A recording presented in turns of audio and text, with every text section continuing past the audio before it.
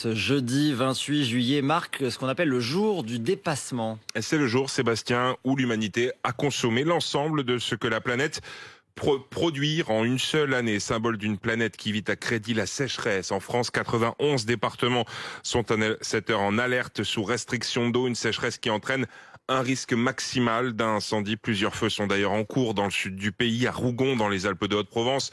Feu sous contrôle ce matin, évolution favorable aussi en Ardèche où 1000 hectares de végétation ont brûlé près d'Aubenas.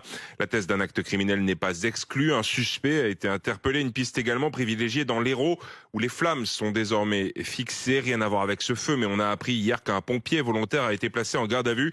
Il est soupçonné, Maxime Lévy, d'être à l'origine de plusieurs incendies depuis le mois de mai.